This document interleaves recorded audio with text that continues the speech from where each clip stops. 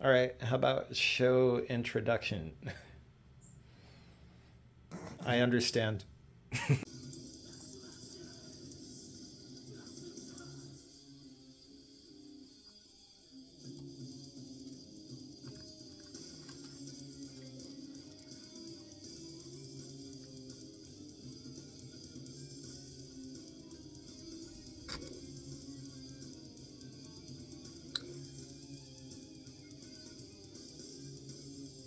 Hi, diddly ho, neighborino. Welcome to our Morbid Angel video. Today we are going to discuss the significance and the canon of Morbid Angel. Good morning, good afternoon, good evening, wherever you may be. My name is James Allen Dempsey, and I am, as ever, brought to you by the capable off-screen assistance of my associate, Philip J. Vandervood III. And my time is valuable, and I'm going to assume, therefore, that while yours is maybe less so, it's still of some importance. So, let's get right into this, eh? First things, let's discuss what we will not be covering here today. If you need a comprehensive history of Morbid Angel, a lot of discussion about 1984, Richard Brunel, German Shepherds and Mannequins, and etc. and so forth, then yeah, we're not doing that here. And if you are hoping for some fancy editing of any sort, I ain't doing that, and I don't know that Phil is doing it either. So you're going to get some unfiltered Jim here. Now, if you are one of the 80 or so people who watched the last effort at this very endeavor, the Morbid Angel review from about 6 months ago, I do apologize. You are not getting your money back. I didn't think that one was going to be posted. Apparently Phil has figured out how to do graphics today, so good start there. Now, I do not remember if I mentioned this in the lead-up little preface that we shot for this video. I've been staring at papers for 13 hours since then, so I don't recall if we prefaced this hot take here.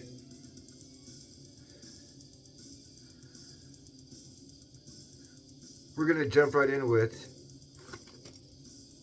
Altars of Madness. Now, it is the contention of yours truly that this is the first true death metal album. Now, the reason for that is based on a couple of criteria.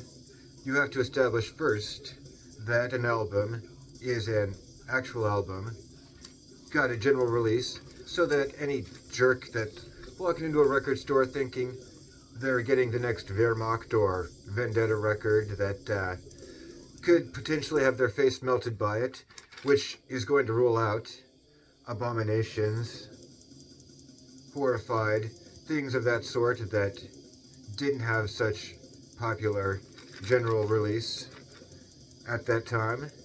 And secondly, it has to be identifiably death metal, something that cannot credibly be argued against as being something else, which is going to rule out a lot of the other more obvious contenders, your Seven Churches, your Scream Bloody Gore, and etc.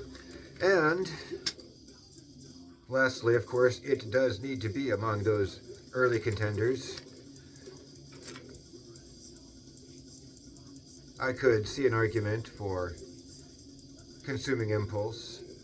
One thing that I think would surprise a lot of people under the age of, say, 30 is you probably wouldn't believe how big of a deal pestilence was once upon a time. Because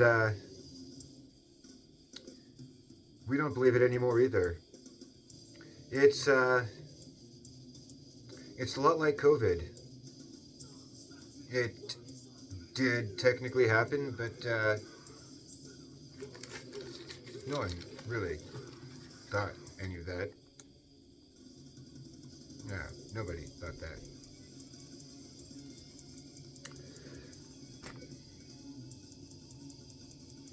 You know what, let's get back to the album. So, according to my copious notes here, I have several varying notes, so when we rank this, you're going to have to pardon my averages. They may vary slightly from the correct math that you'll do when you are averaging out these numbers for yourself at home with your own worksheets. You did get your worksheet, right? Excellent. All right. Now, we are several minutes into this endeavor here. If you have not yet taken the opportunity to say to yourself, Self, what is the significance to my life of the opinion of this balding middle-aged management reject-looking sort on the canon of Morbid Angel to my life and spiritual well-being? Well then, that was your opportunity right there. I hope you posed that question right then. So, with that in mind, we are going to issue a triple tier ranking to these albums today. I will issue my personal preference. I will issue a dissertation upon the historical and contextual significance of these albums, and I will judge the artwork of the albums, because this was for we dinosaurs something that did in fact have a bit more of an impact than for you kids today, which I can scarce imagine.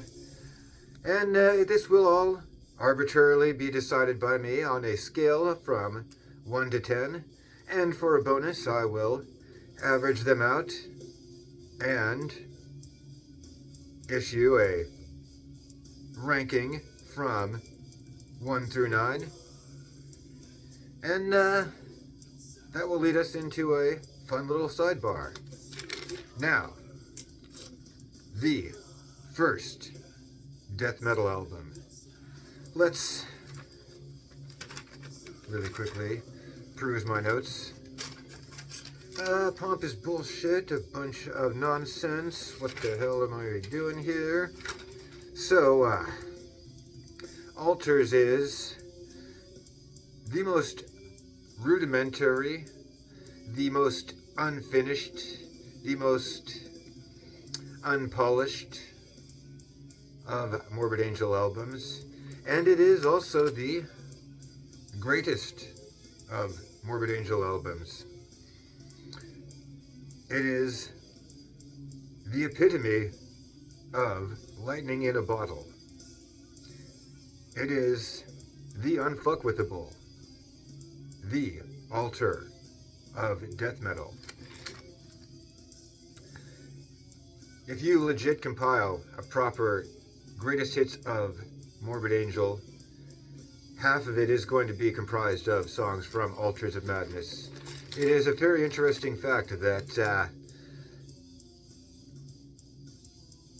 they just never topped this in almost any regard whatsoever, as goes the record. We all do have our personal preferences, and we'll come around to that. This is the most important death metal album in history, granting. What kind of bar are we talking here? That notwithstanding, it is remaining the most important. I, for some reason, likened it to Metallica here, with Trey being somewhat comparable to James as an enigmatic dispenser of riffs, and Dave somehow being comparable to Lars. It seemed fitting. And that they shared a arc of foundational classic albums and very dramatic decline after. I think that parallel actually holds up pretty solidly. We'll examine it in due course. Now, I do have to say a couple of quick notes on the programming here. Firstly, out of the several scriptings of these that we've done so far for various bands in this genre, this was the easiest. I listened back to the albums just to give myself an idea of what I wanted to say about each that might potentially be of any value or relevance. And I was surprised by the lack of necessity on listening back to them. They are all pretty much burnt in right to my dome, more than even I was aware.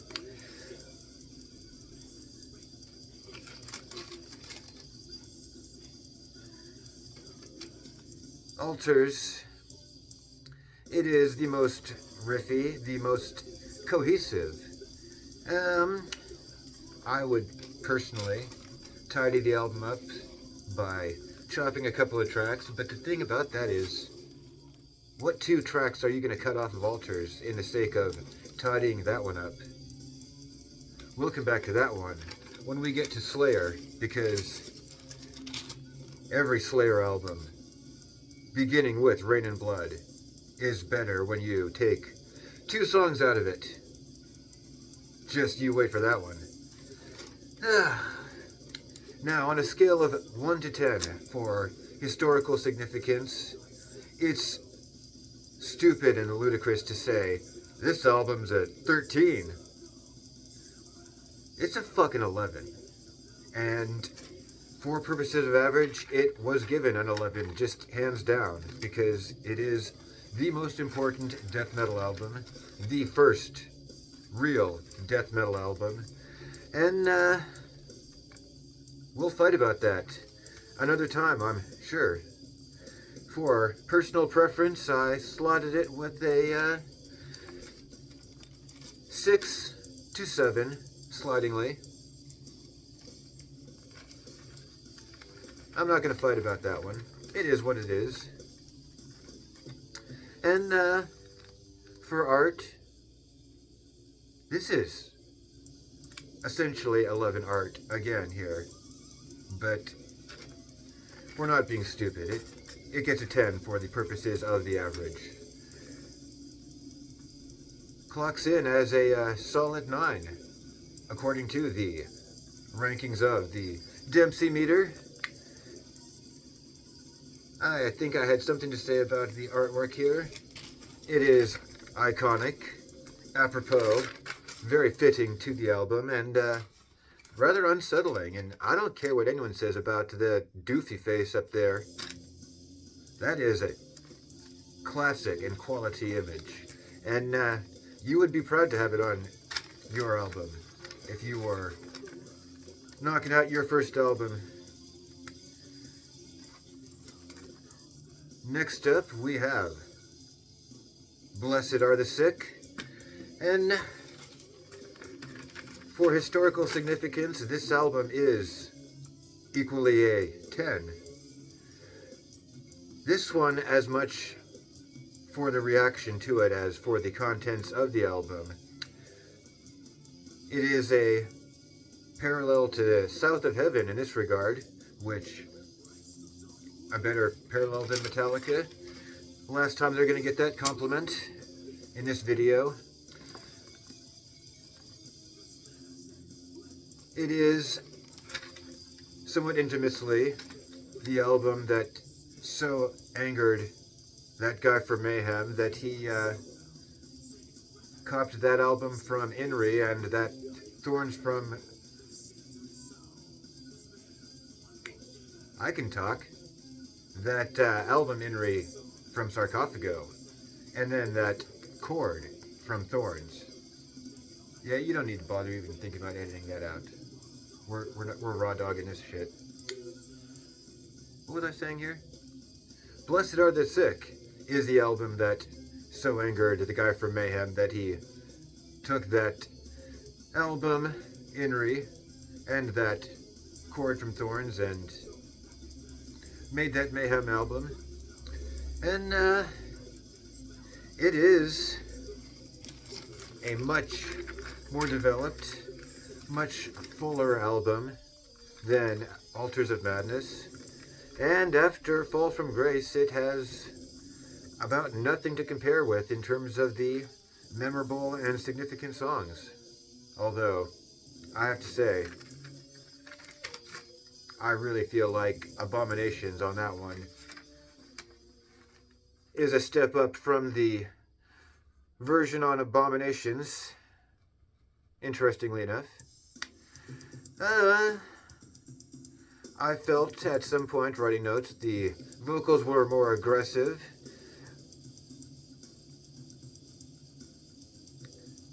The interludes were a fairly bold step and added to the more complete nature of the album. And I gave the artwork a 7 out of 10. Primarily for the palette, which I thought bold. Although, to be honest, at this time, death metal was a lot more colorful. The painting is, Satan's Treasures by some cat named Gustav, which tickles me because when I was a wee young thing, saintly Mother Dempsey obtained for the family a gray cat and named him Gus, saying that he looked like a Gustav.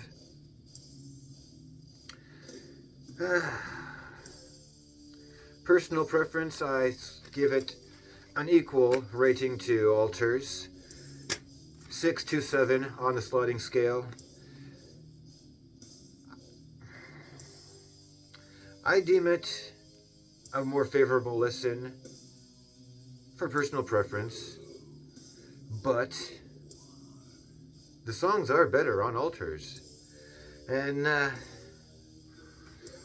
there is the meme about sophomore slump. I guess in this case it is quite real. Our average here brings this one in at a solid 8 out of 10.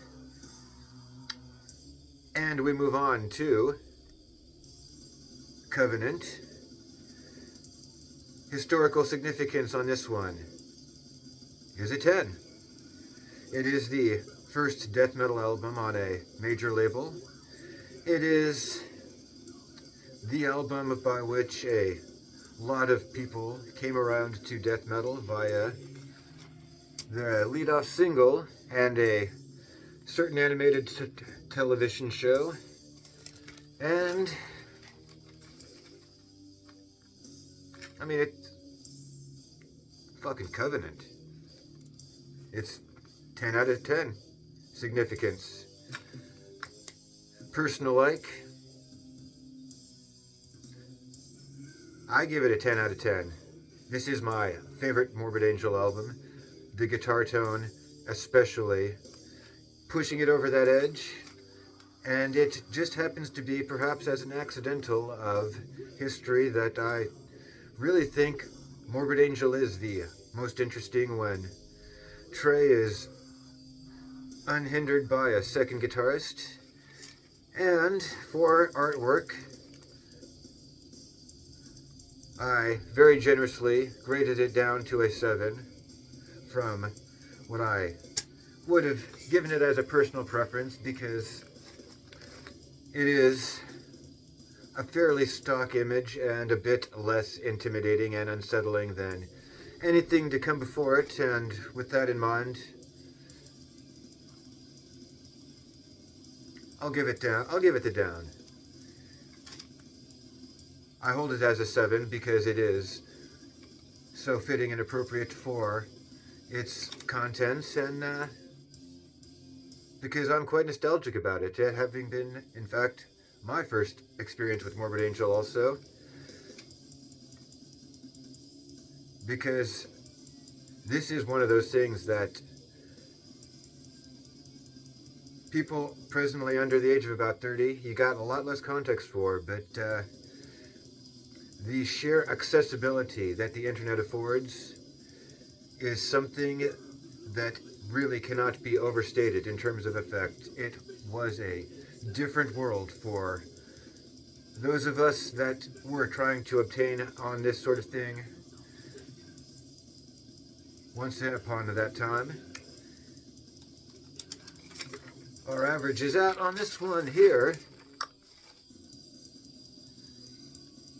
Comes in at a 9 out of 10. And so far, if you are keeping track at home on your worksheet, which I presume that we all have copies of, we are at a 9, an 8, and a 9. And if you think that anyone is going to be getting scores like this in subsequent videos, you're going to enjoy some subsequent episodes. God willing, I live long enough to establish that premise. Now, we are moving on to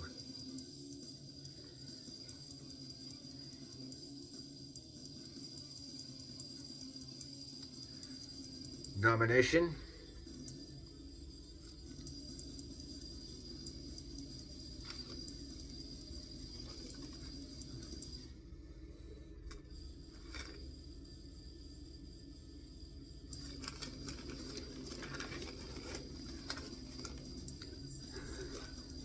This one's a challenge.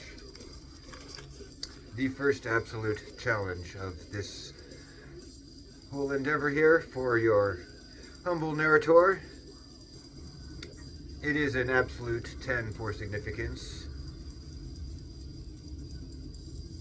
This band can barely drop but 10s. Largely.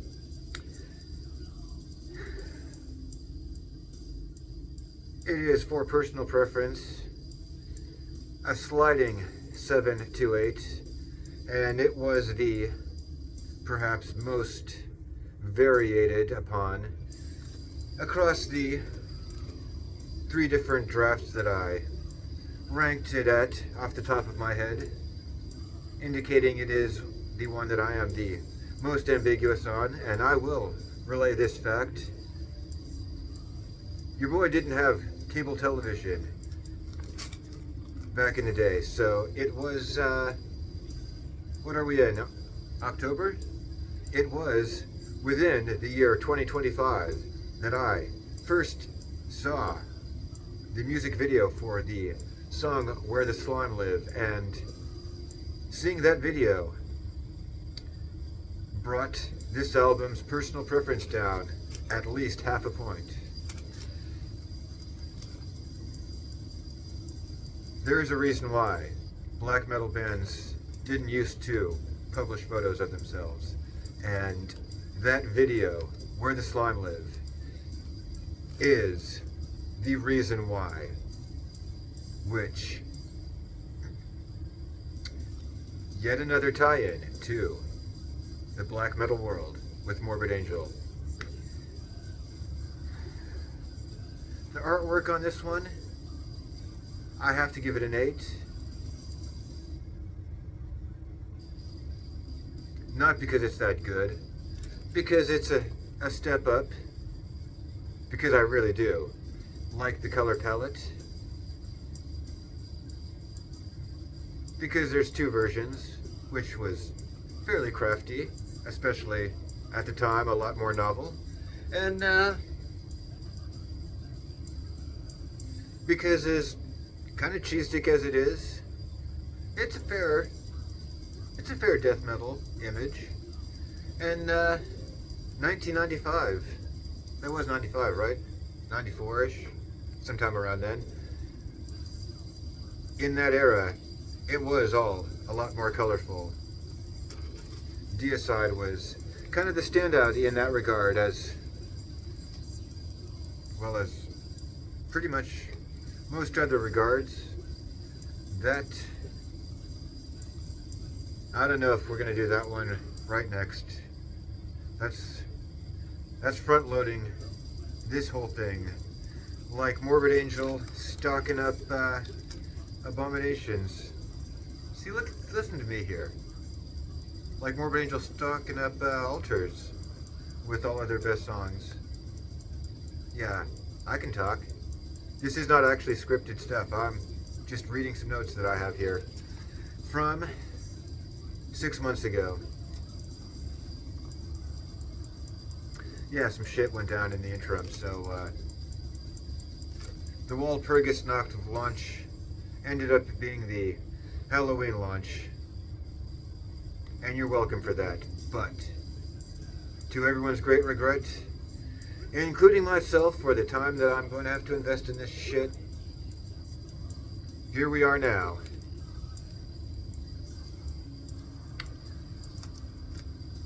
We leap ahead past a live album of fairly no significance at all to those formulas which are fatal to the flesh, and for historical significance it ranks a 10 on the strength of the fact that it is the album after Domination and the album after the departure of Dave. Two facts which are not unrelated. So there was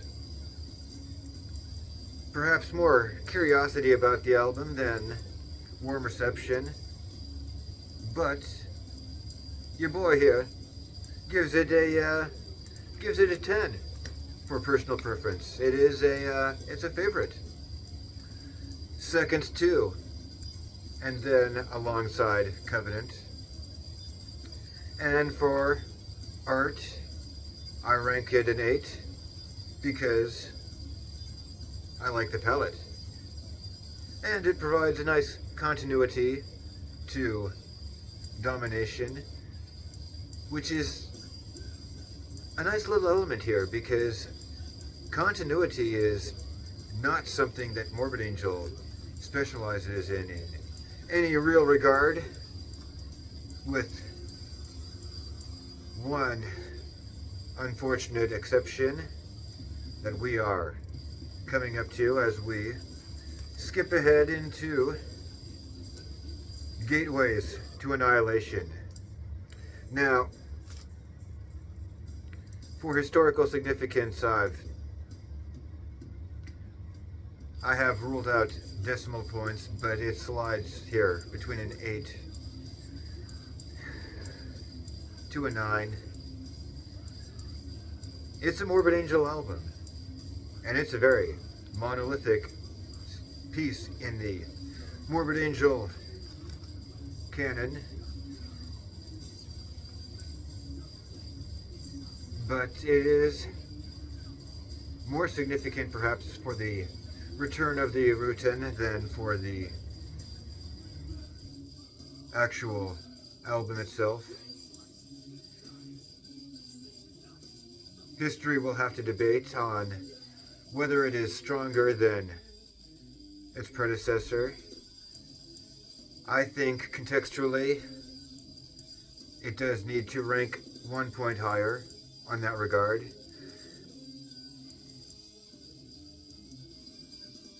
But it's not the first album without Dave. Now, there is a phenomenon about Morbid Angel where every mini generation, every few years, another album comes up in cycle and is kind of the album of the moment.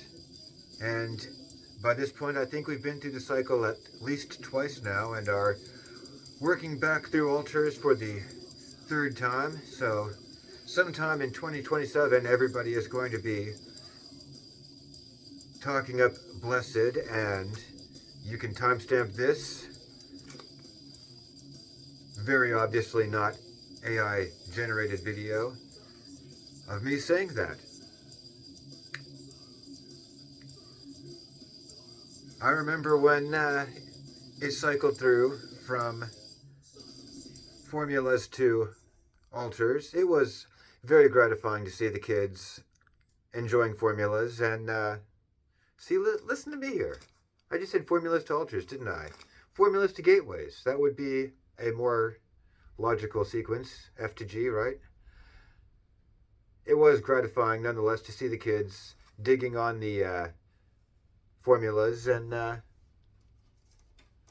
gateways, I think, is still getting a bit of its due on the way past as we head into the altars sequence. So yeah, what, 2027 for everybody to be talking up Blessed Are the Sick again? Alright, where do we leave off with this shit? Gateways, historical significance. I'm gonna generously give you a 9 for this one here.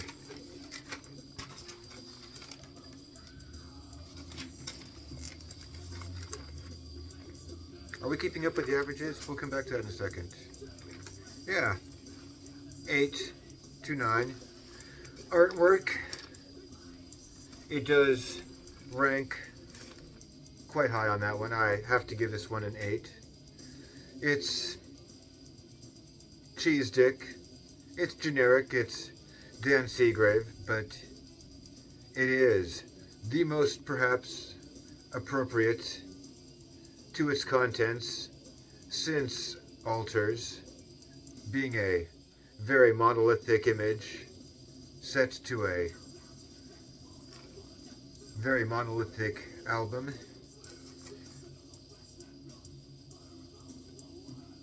I suppose it's gratifying to see the kids enjoying that one in these recent times, but I gotta.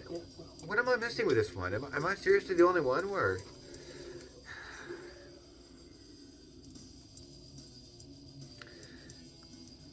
I find it a bit bloated. I feel like Pete was bored, and for personal preference,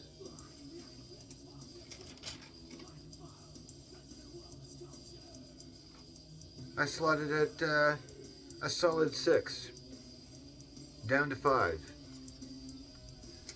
It is significantly less enjoyable to me than those earlier albums that I gave potentially hot take rankings to, but being still Morbid Angel, that theoretically pushes it up at least into a good solid 4 to 5 range. So, if you're keeping track at home, we are averaging out here. Domination clocked in at a good 9. Formulas at a 9. And gateways at a solid 7.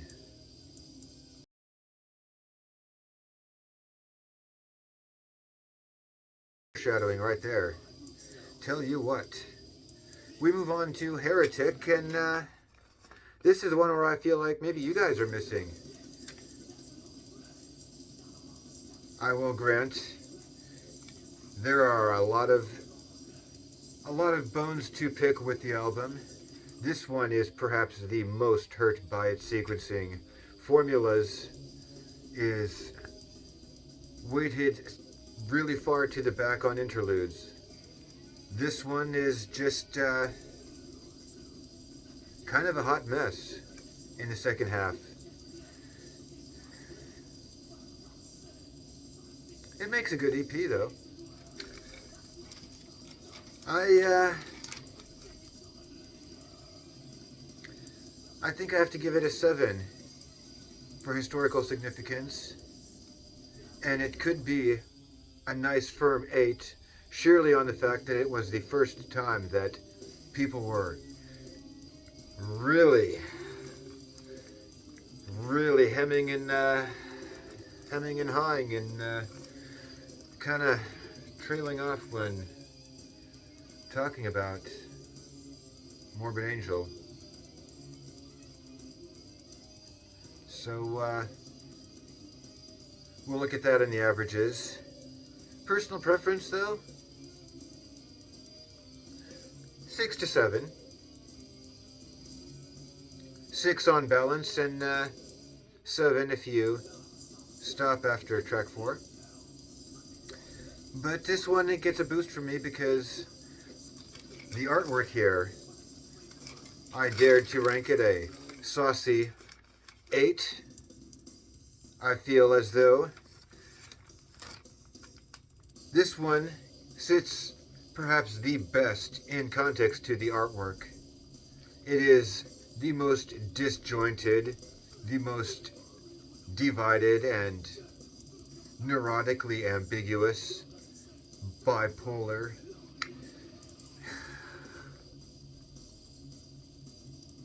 It is the sound of a legend in dissolution. And with that in mind, it is really fitting to that image, and vice versa. Averages out at a nice solid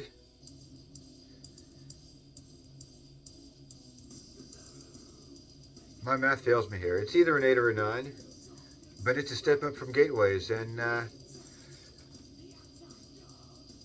we can fight about that in the comments below if you care to.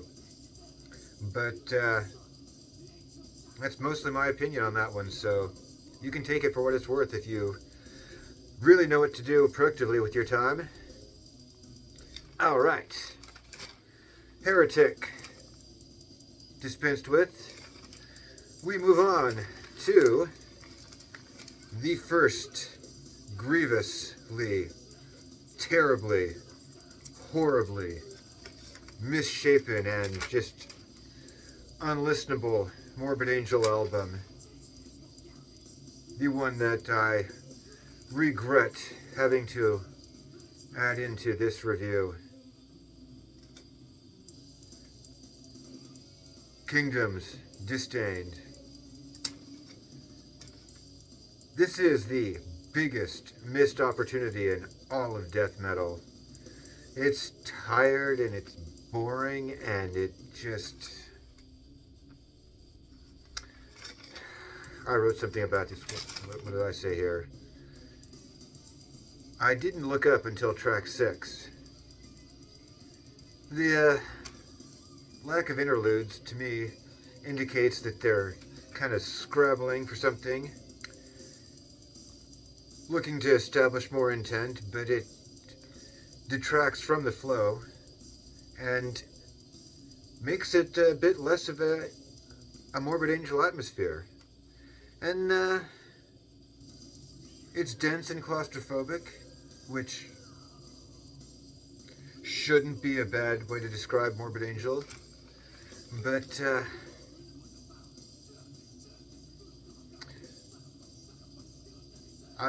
I'm not impressed. I rank the artwork on this one as a 2, and did this album come out too early for the whole AI issue to be a thing? I remember it being a stink about deicide and thinking to myself, didn't Morbid Angel do the same damn thing with that last album? That ill-fitting coda? That, yeah. That one.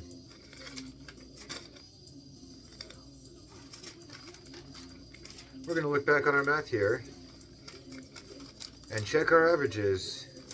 I ranked Kingdom's Disdain as historical significance a 7 to an 8 because it is Morbid Angel. it's not good. And it's objectively not good.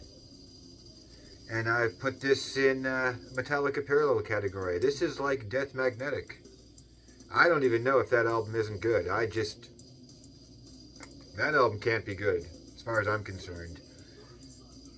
I will have no interest in it and no enjoyment from it. And it is entirely possible that I will die a natural death before it ever occurs to me again to take a real stab at enjoying Kingdoms Disdained.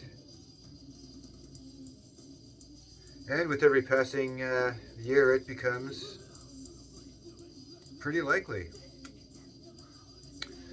So, where are we at with these here? You thought I was going to do it, didn't you?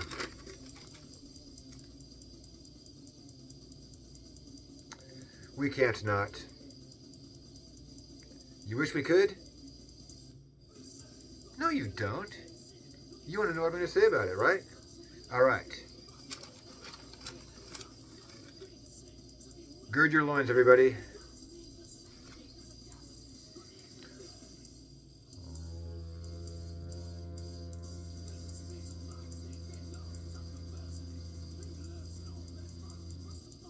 Are you ready? I'm ready. Let's do this.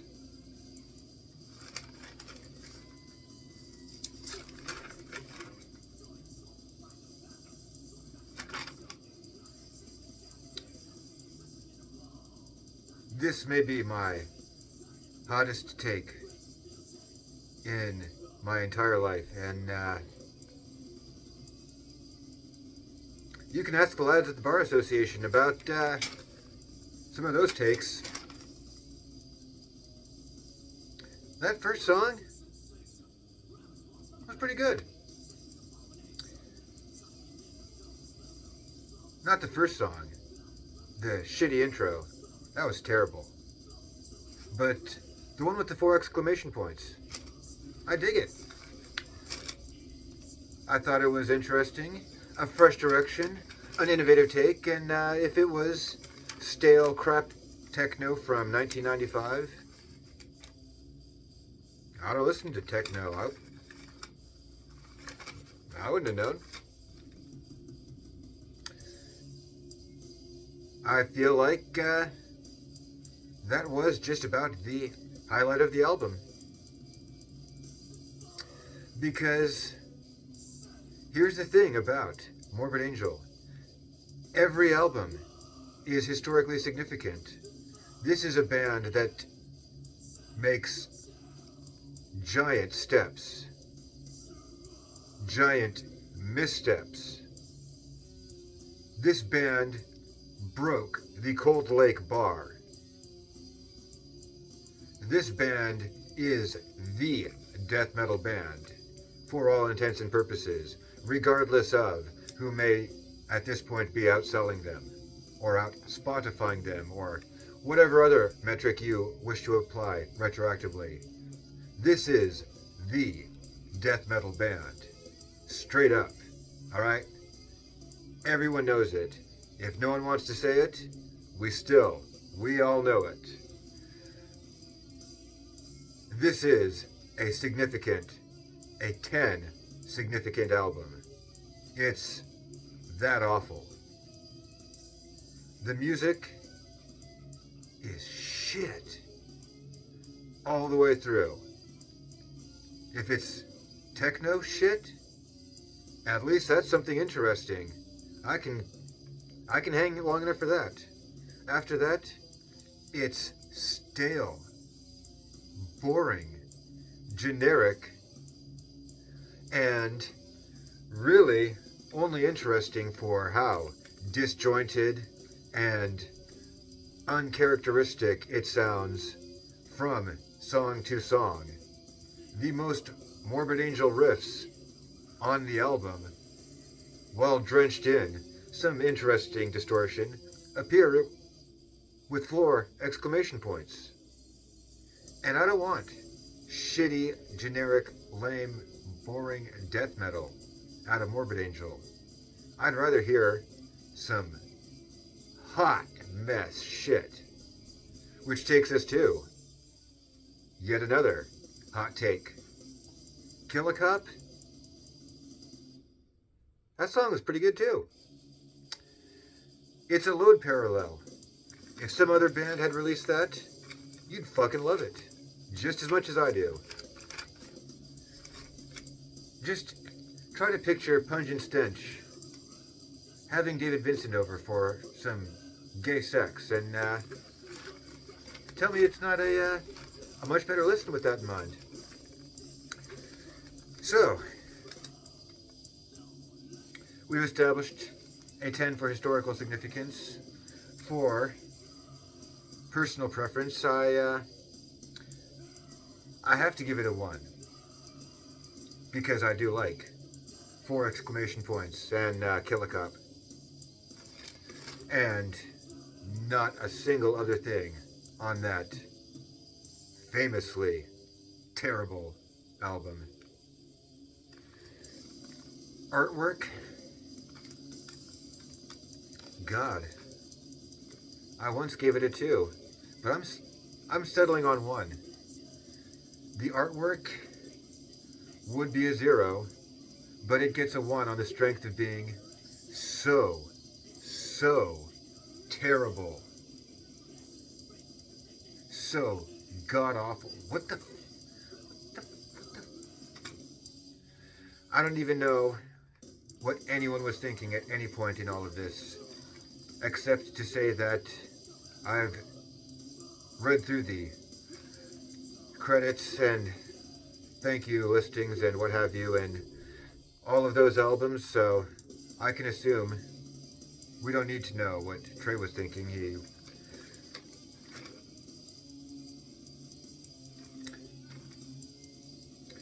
averages out. You know why we saved that one? We have, so far here, Altars at a 9, Blessed at an 8, Covenant at a 9, Domination at a 9, Formulas at a 9, Gateways tipping down at a 7, Heretic getting a hot 8. Again, we can fight about that if we need to, but I strenuously advise that you already have found more productive ways to entertain yourself. And Heretic gets a 4, while Gateways gets a 3. And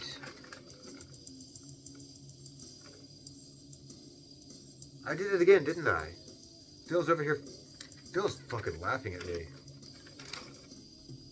I said Heretic and Gateways, didn't I? Ill-fit dildo inside us gets the 4.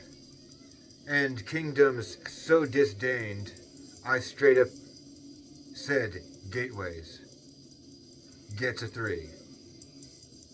That's what I think of Kingdoms disdained. And Elude gets a 4 on the strength of its significance. That is how important Morbid Angel is. Now, you have spent almost an hour with me, and don't think that I am not wondering, you seriously, you don't have like a job or something?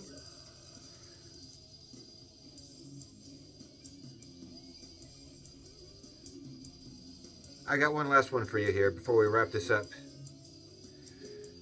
There is, on a channel much more prominent than this, a Morbid Angel ranking video with a equivalently hot take, perhaps. Definitely a take that to this day lives on in infamy, and this being a Morbid Angel ranking video made after the fact, I see fit to address it here. The channel is Thralls of Metal. He's over here gesturing at me like he's going to say Thrills of Metal, isn't he? You know what? I was going to say exactly that. Thank God for cue cards. All I'm saying on that one.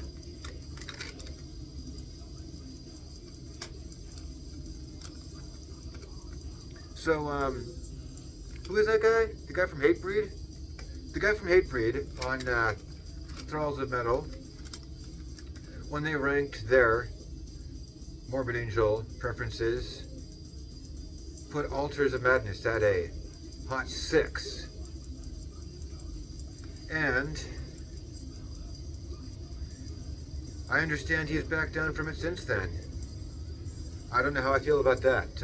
I kind of wish he'd stuck with it, because you know what you think about it is what you think about it. Now that said, I haven't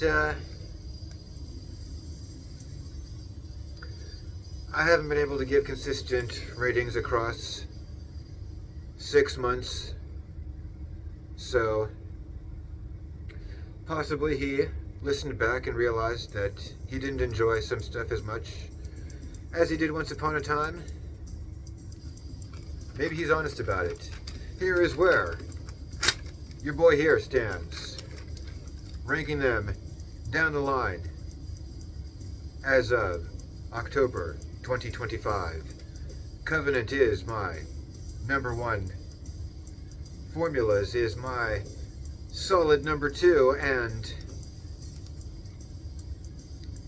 I have to split some difference here. I do put Domination as 3rd on the strength of most listened to, and also Blessed on the 3rd of most enjoyed after Covenant and Formulas, but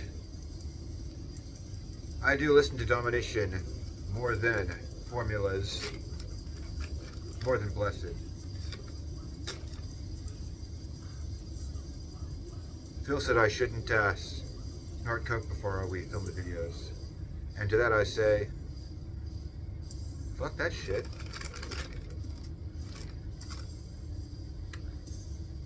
That leaves us with Altars of Madness, unable to assume place number 4 even, because 2 number 3s tie it off. I slotted it all the way down to number 5, and that is what it is. And what the fuck else we got going on up in here? I gave Heretic a 6, and that leaves Gateways down at 7.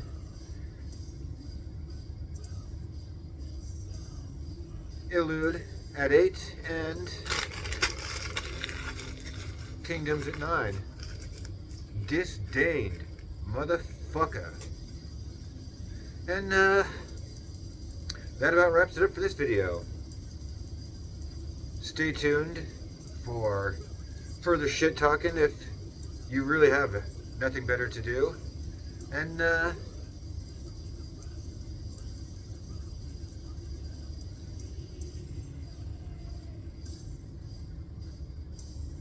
thank you for watching. No, seriously, get a fucking job. Jesus Christ. It was hideous.